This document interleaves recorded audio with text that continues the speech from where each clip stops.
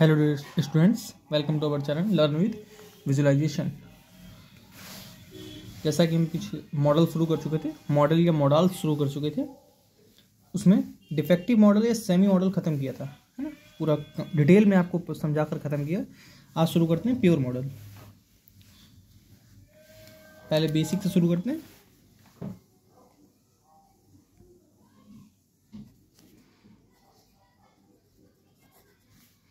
Use of will और शैल। Simple हम लोग फ्यूचर टेंस से पढ़ चुके हैं, है ना। फ्यूचर टेंस में इसका बेसिक पढ़ चुके हैं कंप्लीट। क्या पढ़ा था हम लोगों ने? आई और वी के साथ सेल आता है ना, और अदर सब्जेक्ट के साथ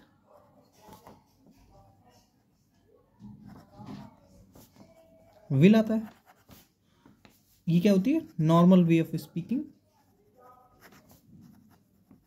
normal way of speaking. Okay, जैसे I will, I shall go there, simple है। चलिए, कॉन्सेप्ट वन डालिए आज का। इस पे मैं इसलिए समझ दे रहा हूँ कि मैं ये पढ़ा चुका हूँ। जिसने नहीं पढ़ा है, फ्यूचर इंडेफिनिट, फ्यूचर टेंस की क्लास पढ़ेगा। मैंने फ्यूचर एक क्लास में ख़त्म किया था, ठीक है। चलिए, अब देखिए, आई और वी, जब आई और वी के साथ सेल लगता है तब वो किसको दिखाता है?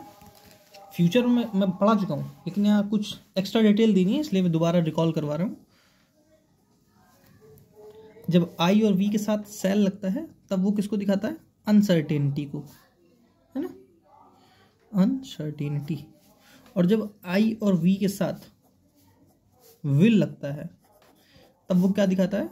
सर्टेनिटी को, ठीक है, सर्टेनिटी, ठीक है। और जब अदर सब्जेक्ट के साथ, जैसे ही, शी, है ना, इनके साथ जब सेल लगता है तब वो सर्टेनिटी को दिखाता है। अब एग्जांपल के तौर पर बताऊंगा। और जब विल लगता है तब वो सिंपल ऊपर वाला अनसर्टेनिटी को, नॉर्मल वे ऑफ स्पीकिंग, वो तो फ्यूचर इंडेफिनिट टेंस हो जाएगा, ठीक है। चलिए, एग्जांपल के तौर पर समझाता हूँ। जैसे मैंने बताया था, I shall do your homework. Do your, क्या लिख दिया? होमवर्क, ठीक है। और मैं इसको अगर ऐसे लिखूं, I will do your homework,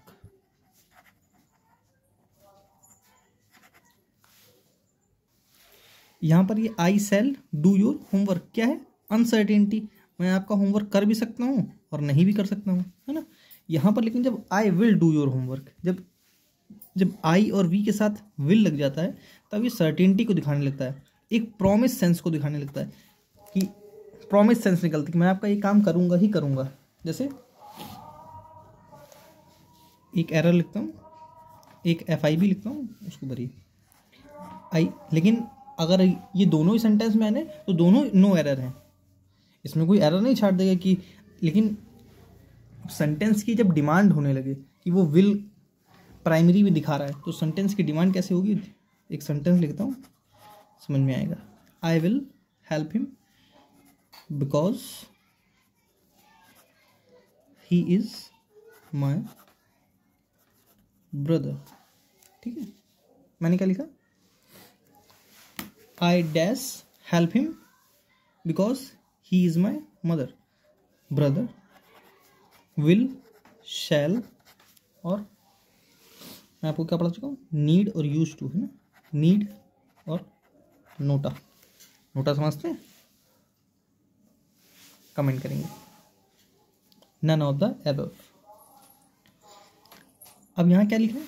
I will, sorry, I dash help him because he is my brother. वो मेरा भाई है इसलिए मैं उसकी हेल्प करूँगा। तो क्या मैं उसकी हेल्प कर सकता हूँ या नहीं कर सकता हूँ, या नहीं भी कर सकता हूँ?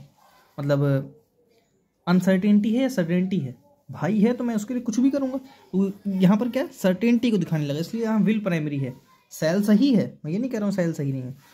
अगर सेंटेंस ऐसे लिखा होता यहाँ पर विल प्राइमरी है। अगर दोनों ऑप्शन में दिया जाता है तो विल को पहले टिक करेंगे, सेल को बाद में। लेकिन सेंटेंस एक ऐसे लिख दूँ मैं,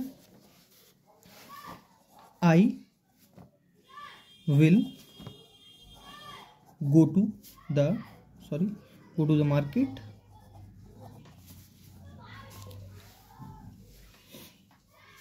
I will go to the market। अब यहाँ देखिए, अब यहाँ विल की सर्टेनिटी कैसे आ गई? मैं जा भी सकता हूँ या नहीं भी जा सकता हूँ। यहाँ सेल भी सही है और विल भी सही है ना। लेकिन अगर दोनों ऑप्शन में होते तो हम सेल को पहले टिक करते। क्यों? क्योंकि कोई सिंपल सी बात है, कोई इसमें कहीं भी सेंटेंस में अपने मन से कुछ नहीं सोचना है। जो सेंटेंस में दिया है उसके हिसाब से सोचना है, अपने मन से कुछ नहीं सोचना है। सेंटेंस की डिमांड कहीं पे भी और प्रॉमिस सेंस को नहीं दिखा रहा है। जब विल लग जाता है आई और वी के साथ, तभी किसको दिखाने लगता है? प्रॉमिस सेंस को। मतलब आप किसी से प्रॉमिस करते हैं, आप किसी को बोलते हैं आई शैल मीट यू, मतलब मैं तुमसे मिलूंगा। लेकिन आई विल मीट यू मतलब क्या है? मैं तुमसे मिलूंगा ही मिलूंगा। वहाँ प्रॉमिस सेंस आने लगता है। ठीक है, चलिए आगे बढ़ते हैं। जैसे मैंने अभी पीछे सेंटेंस क्या लिखा था, एक सेकंड देख लूं क्या लिखा था। I shall do your homework. ठीक है, कुछ समझाना है इसलिए दोबारा नोट करना। आई शैल डू योर होमवर्क। मुझे वो अलग अलग पॉइंट बनाने की आदत नहीं है, इसलिए मैं जितना एक ही सेंटेंस समझ में आए उतना अच्छा होता है। जितना ब्रॉड खींचता जाऊंगा उतना आप उलझते जाएंगे। अब देखिए यहाँ पर ये कैसे लिखा है? अफर्मेटिव में। इसको इंट्रोगेटिव में लिखिए एक बार। शैल I do your homework.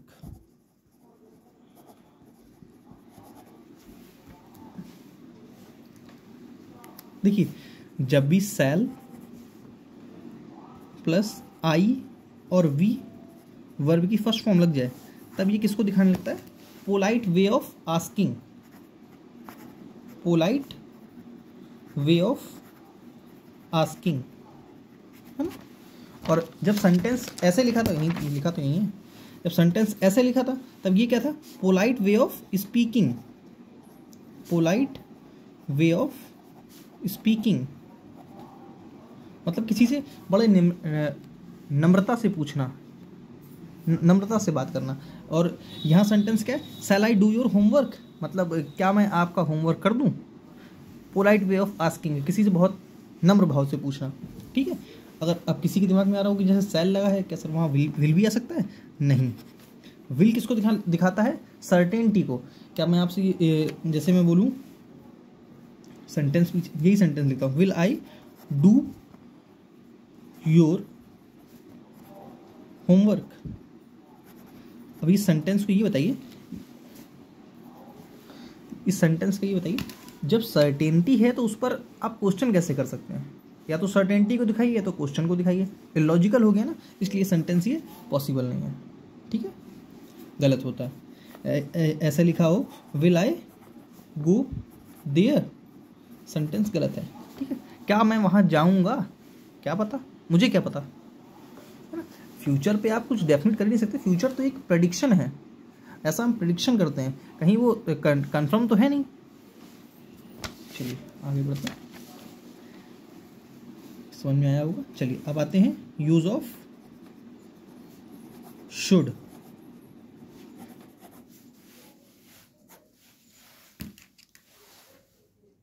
Use of should.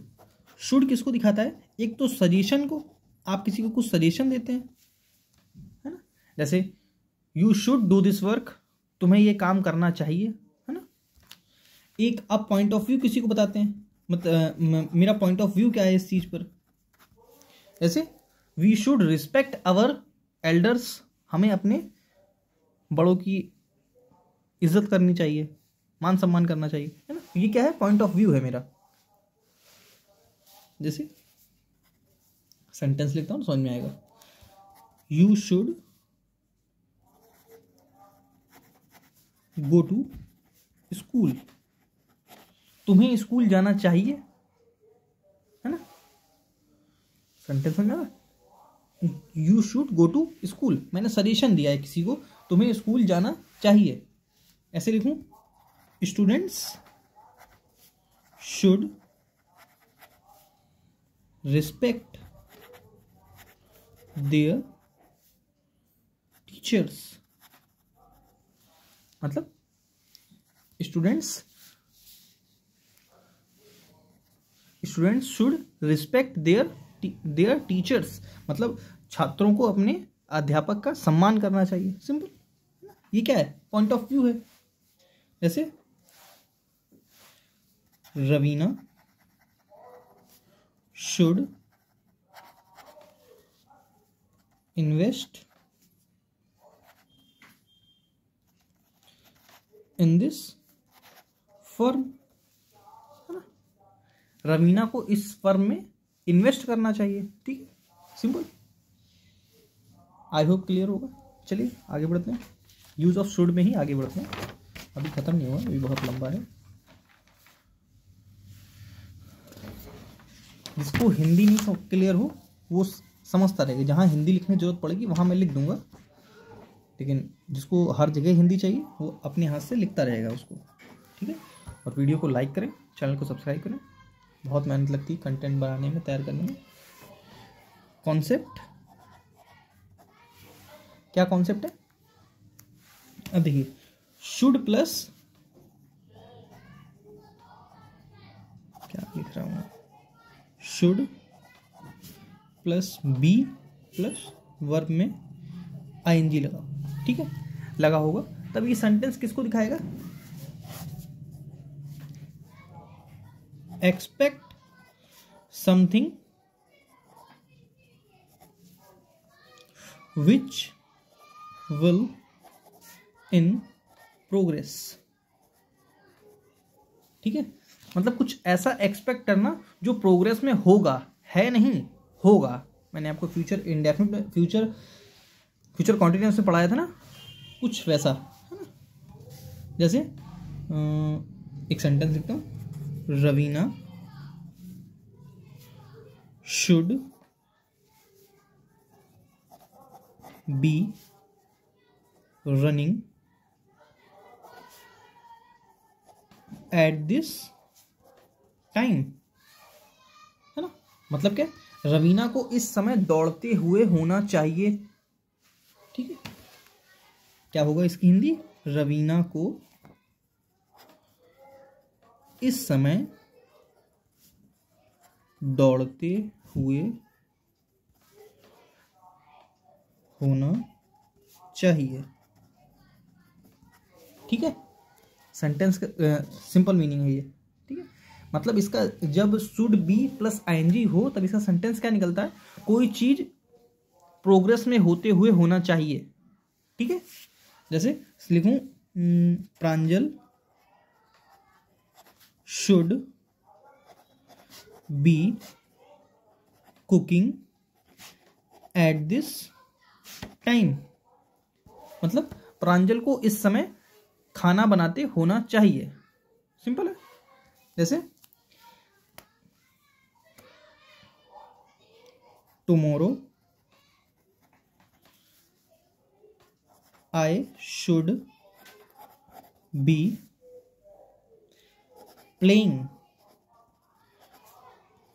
Eight this time, मतलब क्या, कल मुझे इस समय खेलते हुए होना चाहिए, खेलते हुए होना चाहिए। सिंपल है ना, आई होप समझ में आया होगा। चलिए आगे बढ़ते हैं।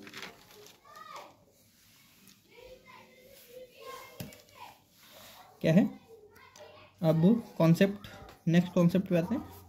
यहाँ पर तो ये प्रेजेंट को दिखा रहा था, अब पास्ट की तरफ को लेके जाएगा। जैसे वो कब होगा, should plus have plus V3, ठीक है, दिख रहा है ना, should plus have plus V3। यहां पर इसका सेंस क्या निकलेगा, expect something which should have completed। मतलब इसका मतलब क्या होगा, तुम्हें ये इसका सेंस निकलेगा हो जाना चाहिए था, है ना, लेकिन इसका सेंस निकलेगा कोई काम हो जाना चाहिए था,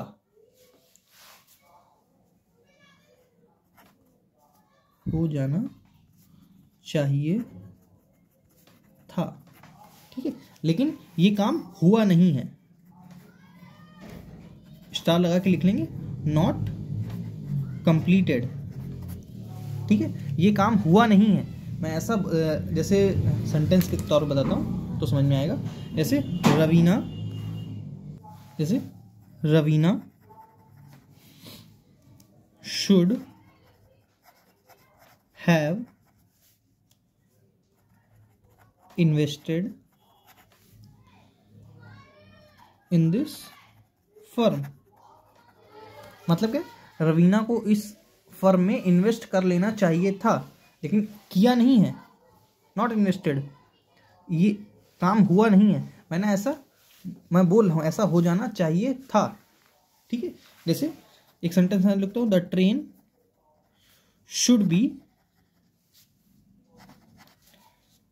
शुड हैव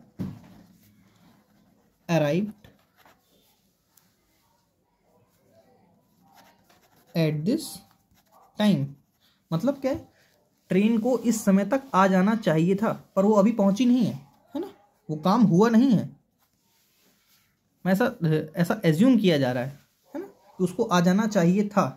जैसे आप कभी ट्रेन पहुंचते हैं स्टेशन, तो ट्रेन लेट होती है, क्या क्या निकलता है मुंह से, उस ट्रेन को इस समय तक आ जाना चाहिए था, है ना, लेकिन वो काम हुआ तो होता नहीं है।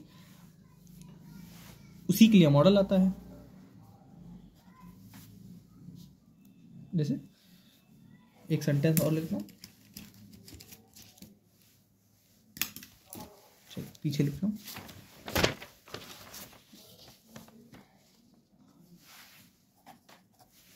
जैसे प्रांजल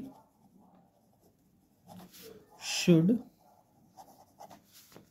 हैव वर्कड हार्ड। मतलब क्या, प्रांजल को कड़ी मेहनत करनी चाहिए थी, उसने करी नहीं है ना, उसको करनी चाहिए थी लेकिन उसने करी नहीं है, ठीक है। नेक्स्ट कॉन्सेप्ट पे आते हैं। आपने लेस्ट के साथ शुड पढ़ा होगा, लेस्ट लिखते हैं फिर उसके साथ शुड लगाते हैं, है ना, लेस्ट शुड याद किया होगा। लेस्ट का पेयर शुड से बनता है, यहाँ लेस्ट का काम करता है कंजंक्शन का, ठीक है। कंजंक्शन क्या होता है, a word which connects nouns और subjects, two subjects, two nouns और टू सब्जेक्ट्स और टू क्लॉज, उसको क्या बोलते हैं, कंजंक्शन, इज कॉल्ड कंजंक्शन। खैर, लेस्ट का मतलब क्या होता है, कहीं ऐसा ना हो। हिंदी अगर बोलें तो क्या निकलती है इसकी, कहीं ऐसा ना हो या कहीं ऐसा ना हो जाए। सेंटेंस की मीनिंग ये निकलती है। और ये क्या होता है, नेगेटिव सेंटेंस होता है, इसमें नॉट की जरूरत नहीं होती है। यहाँ पर शुड की जगह वुड लगा हो या कुड लगा हो या शुड नॉट लगा हो, ठीक है, ये तीनों ही गलत होते हैं, सिर्फ और सिर्फ शुड सही होता है, ठीक है। जैसे मैं लिखूं एक sentence, walk carefully lest you should fall, मतलब क्या, देख कर चलो वरना तुम कहीं ऐसा ना हो गिर जाओगे, कहीं ऐसा ना हो गिर जाओ। सेंटेंस मतलब समझ आ रहा है। वैसे सेंटेंस एक और लिखता हूँ, read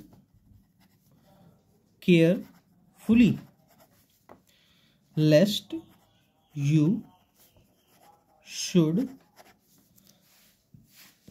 miss some important points. ठीक है, क्या, रीड केयरफुली मतलब ध्यान से पढ़ो वरना कुछ इंपॉर्टेंट पॉइंट्स मिस कर देंगे, है ना। नेक्स्ट सेंटेंस देख लेता हूं, जैसे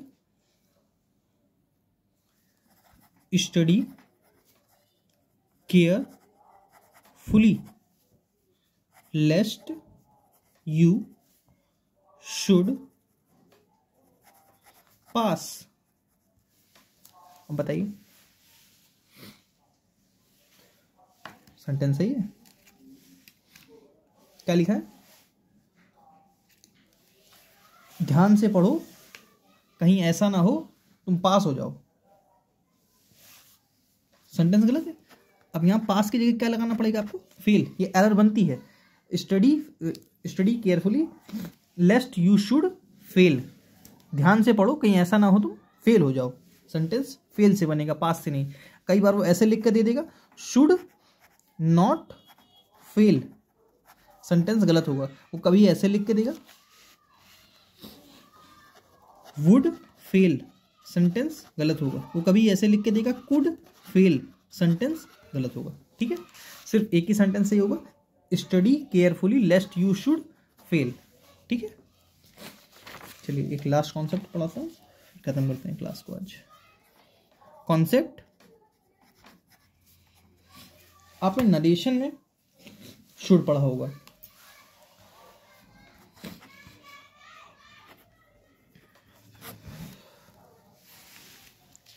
नरेशन में पढ़ा होगा, जैसे क्या बोलते हैं,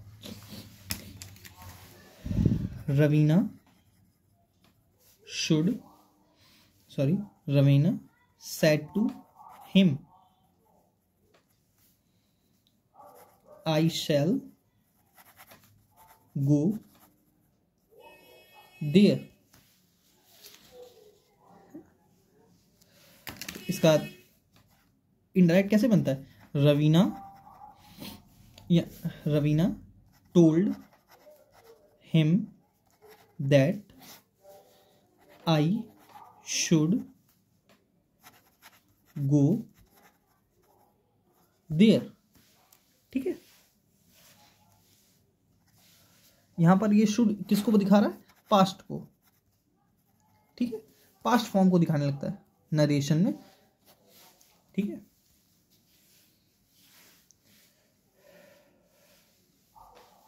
ऐसे लिखिए, शैल नरेशन कॉन्सेप्ट के लिए शैल का शुड कर देते हैं ना, ये किसको दिखाने लगता है, पास्ट को। ठीक है, अब यहाँ जो रटने वाले हैं सेंटेंस को, क्या, Raveena said to him, I should he करेंगे। ये इनडायरेक्ट फॉर्म है, ये इनडायरेक्ट फॉर्म है, इसको देखना पड़ता है सेंटेंस में क्या दिया है एरर में, उसने इनडायरेक्ट फॉर्म दी है या डायरेक्ट फॉर्म दी है, उस हिसाब से वर्ब लगाई जाती है। चलिए आज के लिए इतना, थैंक्स फॉर वॉचिंग। वीडियो को लाइक करें, चैनल को सब्सक्राइब करें। Good luck.